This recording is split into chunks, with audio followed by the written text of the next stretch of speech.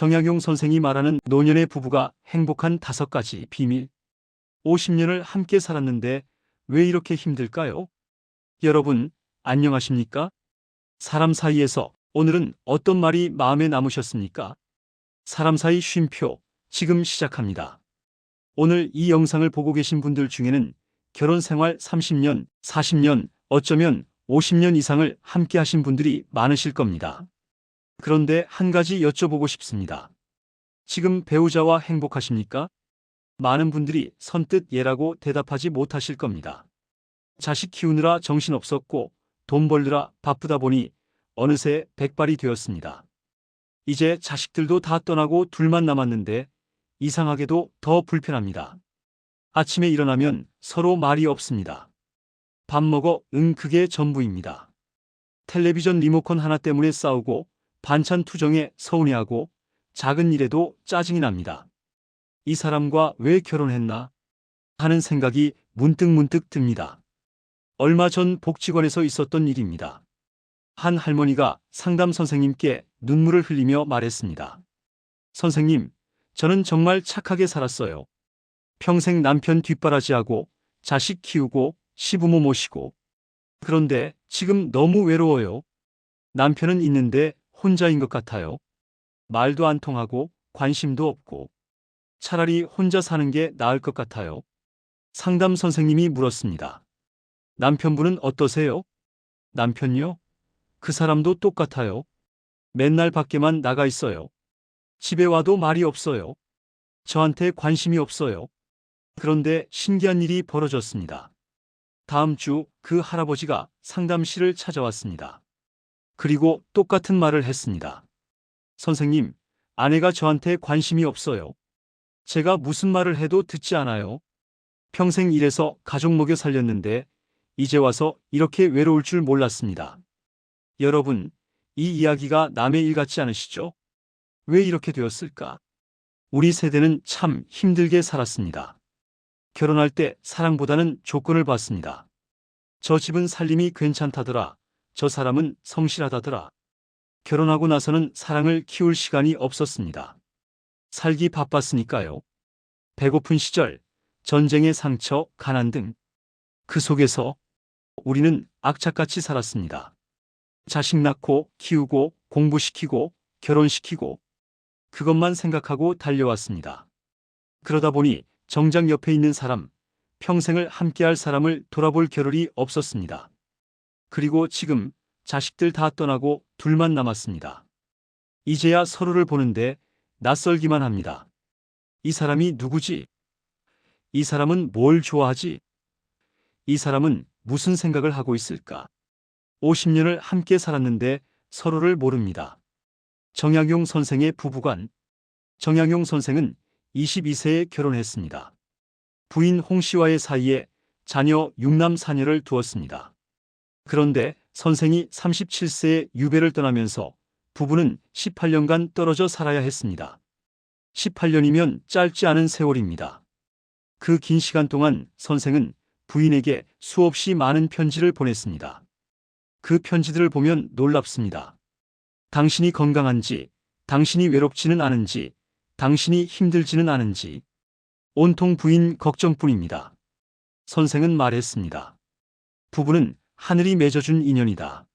서로를 존중하고 배려하는 것이 도리다.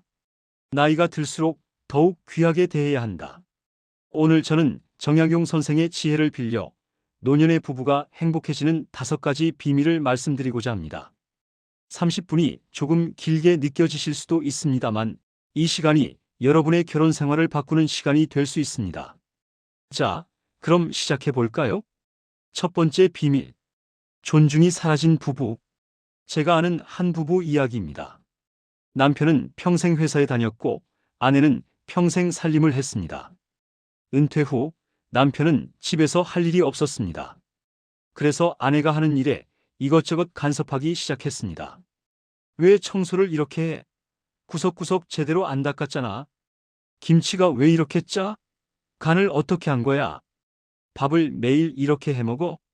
영양 생각 좀 해봐. 아내는 처음에는 참았습니다.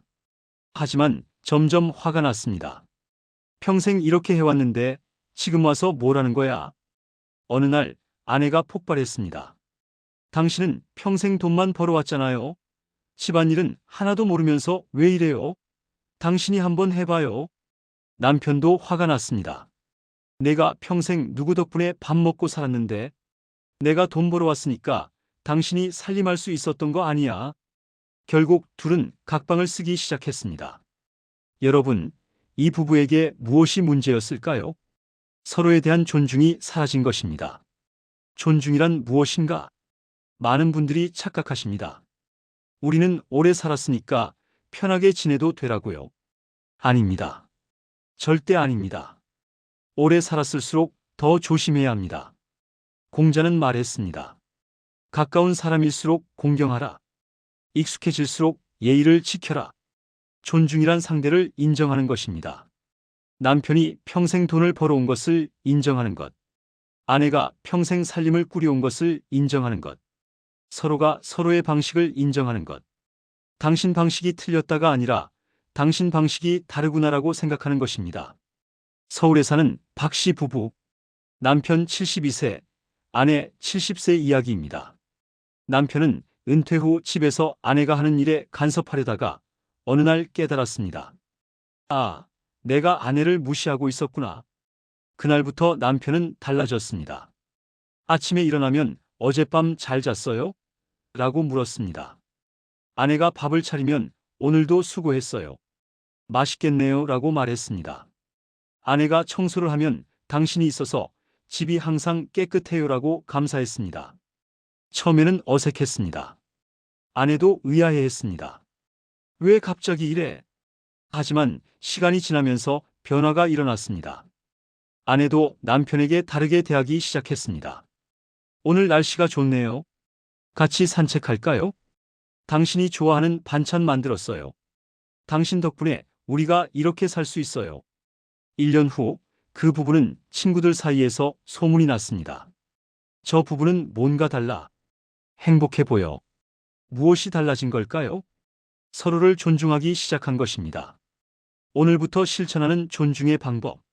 첫째, 아침 인사를 정중하게 하십시오. 잘 잤어? 가 아니라 어젯밤 편히 주무셨어요? 말투만 바꿔도 분위기가 달라집니다. 둘째, 고맙다는 말을 자주 하십시오. 밥을 차려주면 고맙습니다. 빨래를 해주면 수고하셨어요. 작은 일에도 감사를 표현하십시오. 셋째, 상대의 의견을 물으십시오. 오늘 저녁 뭐 먹을까? 물어보십시오. 이거 어떻게 생각해? 의견을 구하십시오. 혼자 결정하지 말고 함께 결정하십시오. 넷째, 비난하지 마십시오. 왜 이렇게 해? 대신 이렇게 하면 어떨까요? 비난은 상처를 주지만 제안은 존중을 줍니다. 다섯째, 상대의 공간을 인정하십시오. 아내의 부엌, 남편의 서재. 그것은 그 사람의 영역입니다. 함부로 침범하지 말고 존중하십시오. 두 번째, 비밀 함께 있되 혼자 있게 하라. 너무 가까운 것도 문제다. 은퇴 후 부부가 겪는 가장 큰 문제가 무엇인지 아십니까? 24시간 함께 있어야 한다는 것입니다. 젊었을 때는 남편은 출근하고 아내는 집안일하고 각자의 시간이 있었습니다.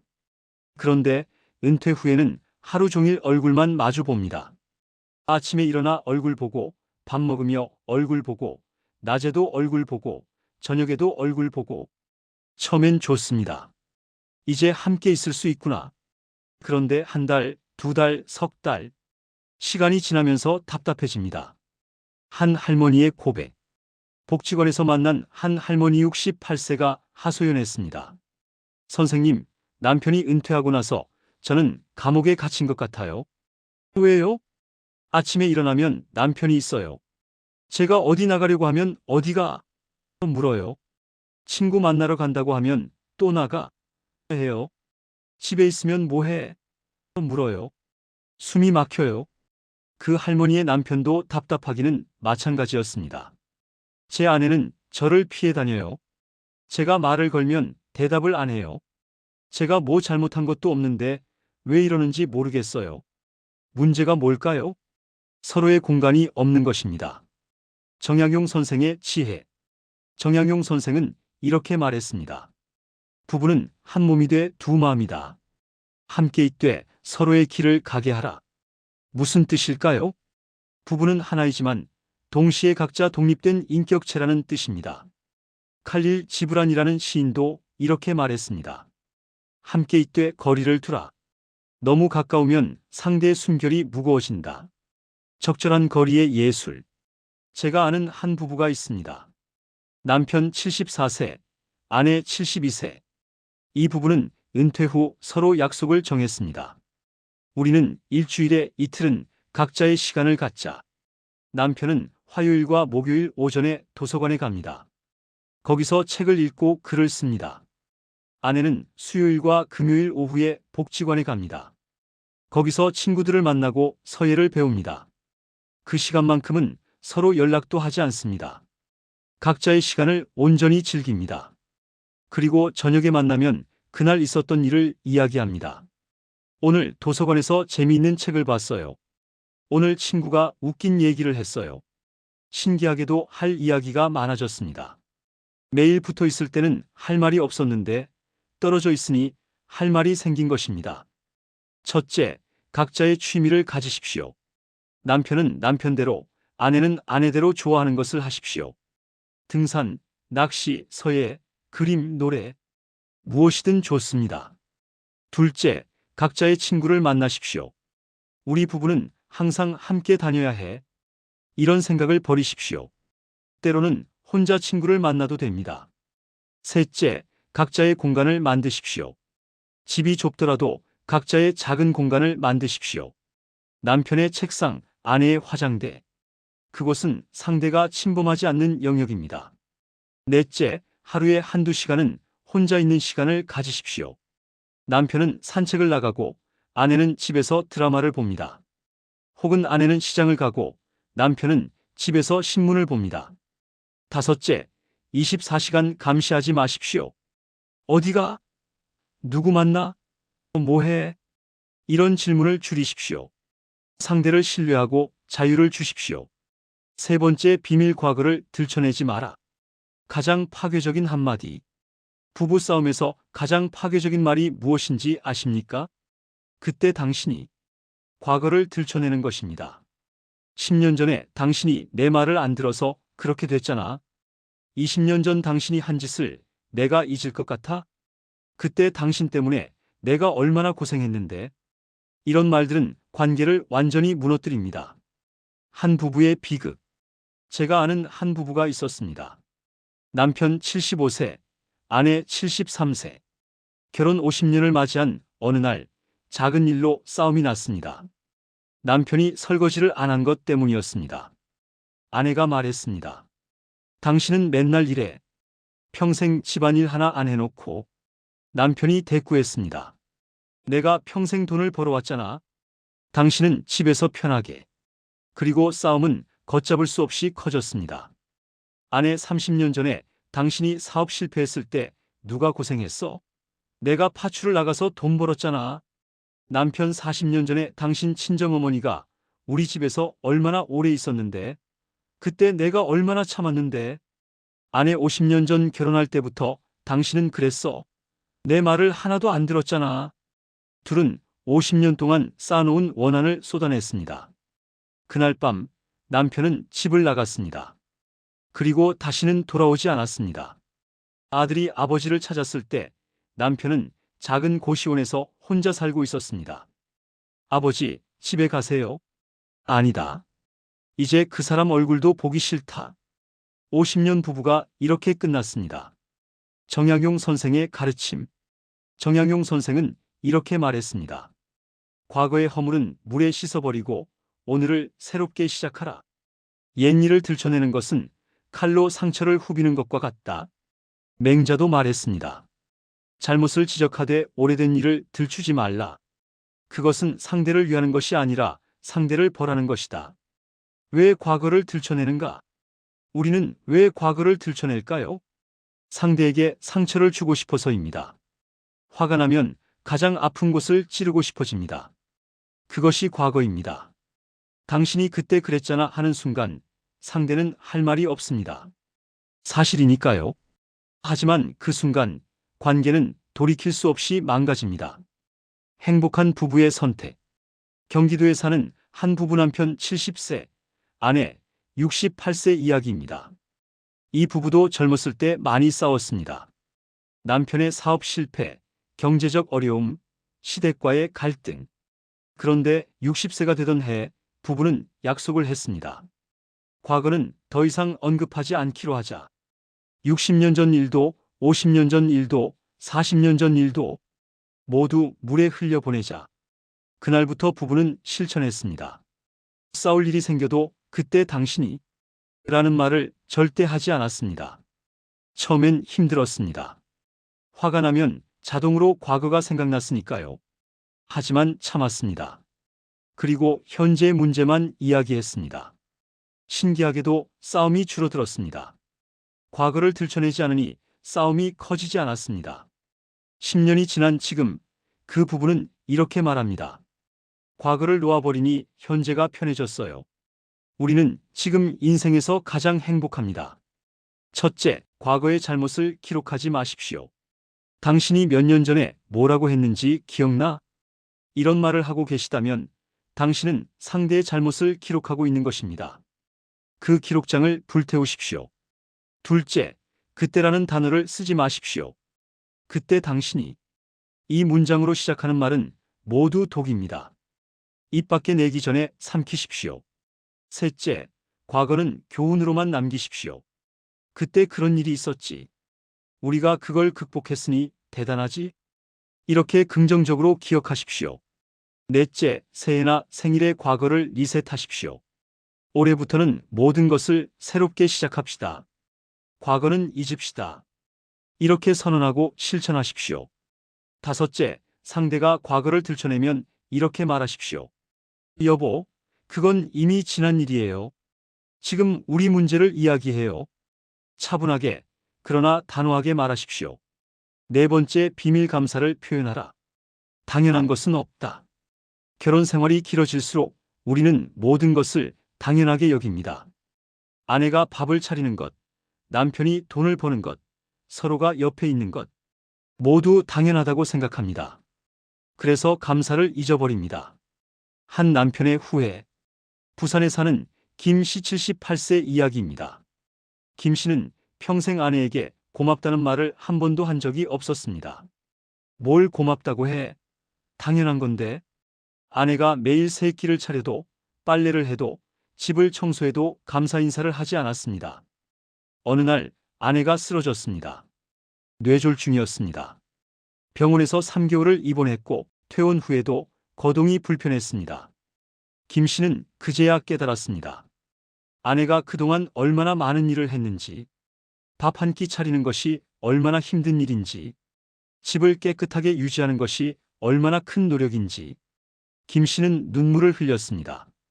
내가 왜 그동안 한 번도 고맙다고 안 했을까? 이제 김 씨는 매일 아내에게 말합니다. 고맙습니다. 당신이 있어서 제가 이렇게 살 수 있었습니다. 비록 아내는 제대로 대답하지 못하지만 김 씨는 매일 감사를 표현합니다. 그리고 후회합니다. 왜 건강할 때 말하지 못했을까? 정약용 선생의 편지. 정약용 선생이 유배지에서 부인에게 보낸 편지를 보면 이런 구절이 있습니다. 당신이 집안을 지켜주고 자식들을 돌봐주니 내가 여기서 글을 쓸 수 있습니다. 고맙습니다. 당신 덕분입니다. 선생은 떨어져 있어도 끊임없이 감사를 표현했습니다. 공자도 말했습니다. 덕을 갚지 못하는 것은 부끄러운 일이다. 받은 은혜를 잊는 것은 사람의 도리가 아니다. 감사가 가져오는 기적. 남편 73세, 아내 71세 이야기입니다. 5년 전만 해도 이 부부는 하루에도 몇 번씩 싸웠습니다. 작은 일에도 불평하고 서로를 비난했습니다. 어느 날 부부는 상담을 받았습니다. 상담 선생님이 숙제를 내줬습니다. 30일 동안 매일 서로에게 감사한 것 3가지씩 말하십시오. 처음에는 어색했습니다. 남편, 오늘 밥이 맛있었어요. 아내, 고맙습니다. 그게 전부였습니다.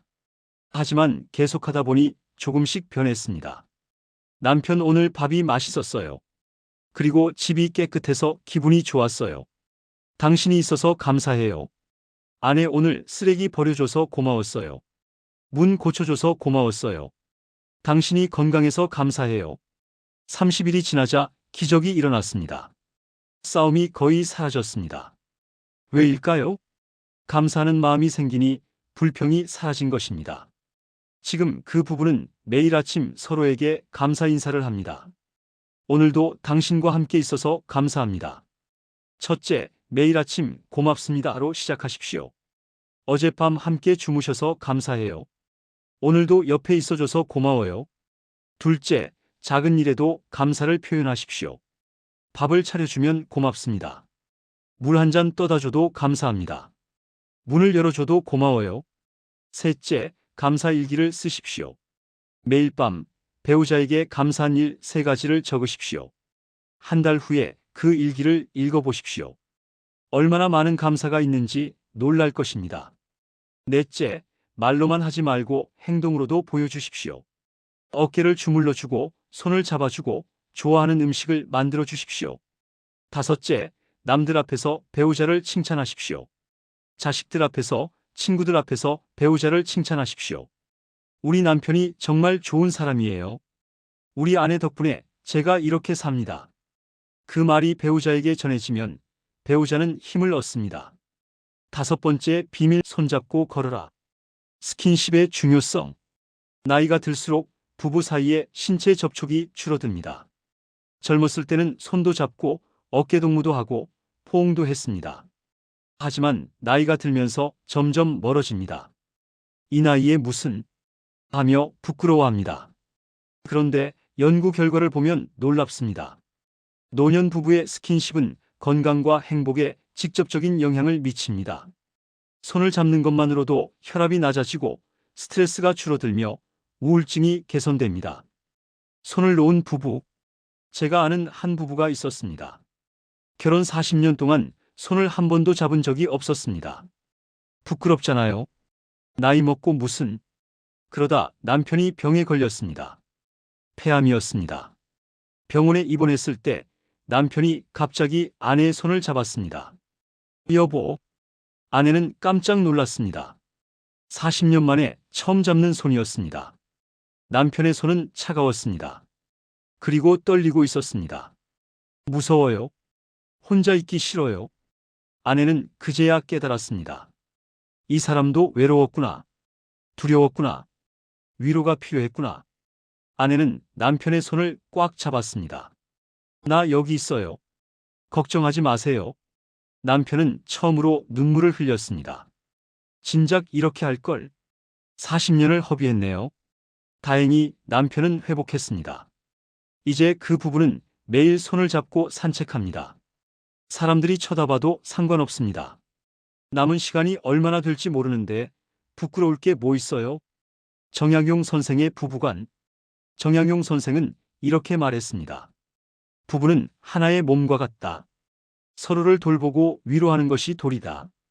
옛날에도 부부의 신체 접촉을 중요하게 여겼습니다. 노자는 말했습니다. 부드러운 것이 강한 것을 이긴다. 물이 바위를 이기듯이 부드러운 손길이 강한 말보다 강력합니다. 손을 잡은 부부. 대구에 사는 한 부부, 남편 76세, 아내 74세 이야기입니다. 이 부부는 매일 저녁 손을 잡고 30분씩 산책합니다. 비가 오나 눈이 오나 빠지지 않습니다. 그런데 흥미로운 것은 이 부부가 산책하면서 별로 말을 하지 않는다는 것입니다. 그냥 손만 잡고 걷습니다. 누가 물었습니다. 말도 안 하시는데 왜 함께 걷어요? 남편이 대답했습니다. 말은 필요 없어요. 손을 잡고 있으면 서로의 마음이 느껴져요. 아, 이 사람이 옆에 있구나. 나는 혼자가 아니구나 하는 안도감이 들어요. 아내도 말했습니다. 요즘 남편 손이 점점 말라가는 게 느껴져요. 예전처럼 힘이 세지 않아요. 그래서 더 꽉 잡아요. 내가 당신을 지켜줄게 하는 마음으로요. 이 부부는 50년을 함께 살았지만 지금이 가장 행복하다고 합니다. 첫째, 오늘부터 손을 잡으십시오. 부끄럽다고요? 첫날만 부끄럽습니다.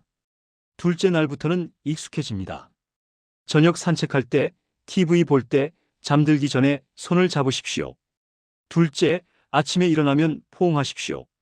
오늘도 당신과 함께 일어나서 감사합니다 하며 꼭 안아주십시오. 3초면 됩니다. 그 3초가 하루를 바꿉니다.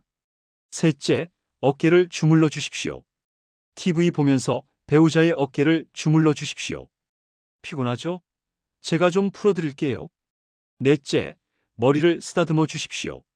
상대가 힘들어할 때 머리를 쓰다듬으며 괜찮아요 하고 위로하십시오.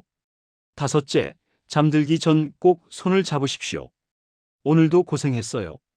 편히 주무세요 하며 손을 잡고 주무십시오. 혹시 내일 못 깨어날지 모릅니다. 마지막이라는 생각으로 손을 잡으십시오. 인생의 마지막 선물. 여러분, 우리는 오늘 정약용 선생의 지혜를 빌려 노년 부부가 행복해지는 5가지 비밀을 배웠습니다. 첫째, 서로를 존중하라. 오래 살았을수록 더 정중하게. 둘째, 함께 있되 혼자 있게 하라. 적절한 거리가 사랑을 지킨다. 셋째, 과거를 들춰내지 마라. 지난 일은 물에 흘려보내라. 넷째, 감사를 표현하라. 당연한 것은 하나도 없다. 다섯째, 손잡고 걸어라. 마이너스 스킨십이 사랑을 살린다. 남은 시간은 얼마나 될까요? 여러분, 우리에게 남은 시간은 얼마나 될까요? 10년? 20년? 30년? 아무도 모릅니다. 하지만 한 가지는 확실합니다. 오늘이 가장 젊은 날이라는 것입니다. 내일은 오늘보다 하루 더 늙습니다. 그러니 오늘 사랑하십시오. 오늘 고맙다고 말하십시오. 오늘 손을 잡으십시오. 내일로 미루지 마십시오. 한 부부의 이야기. 강원도에 사는 한 부부가 있습니다. 남편 81세, 아내 79세, 결혼 58년 차입니다. 이 부부는 매일 아침 일어나면 서로에게 이렇게 말합니다. 오늘도 당신 얼굴을 볼 수 있어서 감사합니다. 그리고 매일 저녁 잠들기 전에는 이렇게 말합니다. 내일도 당신과 함께 일어날 수 있기를 기도합니다. 누가 물었습니다. 58년을 함께 사셨는데 비결이 뭐예요? 남편이 대답했습니다. 매일을 마지막이라고 생각하고 삽니다. 오늘이 마지막이라면 싸울 시간이 없습니다. 사랑할 시간도 모자랍니다. 아내가 덧붙였습니다. 우리는 매일 새롭게 시작합니다. 어제의 잘못은 어제에 두고 오늘은 오늘의 사랑으로 시작합니다. 정약용 선생이 세상을 떠나기 얼마 전 부인에게 마지막 편지를 썼습니다. 당신과 함께한 50여 년의 세월이 내 인생의 가장 큰 축복이었습니다. 힘들 때 위로해주고 외로울 때 함께 있어주고 기쁠 때 함께 웃어준 당신. 고맙습니다. 다음 생에도 당신과 함께하고 싶습니다. 여러분도 언젠가 이런 말을 할 수 있기를 바랍니다. 오늘부터 시작하십시오. 나는 이미 늙었어. 이제 와서 바꾸기 힘들어. 아닙니다. 변화는 언제나 가능합니다. 오늘부터 시작하십시오. 오늘 저녁 배우자에게 말하십시오. 여보, 오늘부터 우리 다시 시작해요. 서로 존중하고 감사하고 사랑하며 살아요. 처음에는 어색할 것입니다. 갑자기 왜 이래? 할 수도 있습니다. 하지만 계속하십시오. 한 달, 두 달, 석 달. 어느새 당신들의 관계가 변해 있을 것입니다. 여러분, 마지막으로 꼭 드리고 싶은 말이 있습니다. 당신은 혼자가 아닙니다. 옆에 배우자가 있습니다. 50년, 40년, 30년을 함께 살아온 사람입니다. 젊었을 때의 꽃미남, 미인은 아닐지 모릅니다. 주름이 생기고 머리가 희끗해지고 허리가 굽었을지 모릅니다. 하지만 그 사람은 당신의 인생을 함께한 유일한 사람입니다. 당신의 기쁨과 슬픔을 함께한 사람입니다. 당신의 자식을 함께 키운 사람입니다. 그 사람을 귀하게 여기십시오. 공자는 말했습니다. 부부는 하늘이 맺어준 인연이다. 그 인연을 소중히 하는 것이 하늘의 뜻을 받드는 것이다. 노년의 사랑은 가장 아름답다. 젊은이들의 사랑은 열정적입니다. 하지만 노년의 사랑은 깊이가 있습니다. 젊은이들의 사랑은 화려합니다. 하지만 노년의 사랑은 진실합니다. 손을 잡고 걷는 노부부를 보십시오. 말은 없어도 마음이 통합니다. 서로를 바라보는 눈빛에 사랑이 있습니다. 주름진 손을 꼭 잡고 있는 모습이 얼마나 아름답습니까? 그것이 진짜 사랑입니다. 오늘 영상이 끝나고 배우자에게 하십시오. 꼭 안아주십시오. 여보, 당신과 함께 살아서 고마워요. 앞으로도 잘 부탁해요라고 말하십시오. 처음에는 배우자가 놀랄 것입니다. 왜 갑자기 이래? 그럼 이렇게 대답하십시오. 그냥 당신이 소중해서요. 그 한마디가 당신의 결혼 생활을 바꿀 것입니다. 오늘 영상이 도움이 되셨다면 구독과 좋아요 부탁드립니다. 그리고 댓글로 여러분의 생각을 나눠주십시오. 나는 오늘부터 배우자에게 이렇게 하겠습니다 하고 한 줄만이라도 적어주시면 그렇게 되실 겁니다. 여러분 모두의 행복한 노년을, 사랑이 가득한 부부 생활을 진심으로 응원합니다. 건강하십시오. 감사합니다. 사람 사이 쉼표였습니다. 당신의 곁에 있는 사람을 사랑하십시오.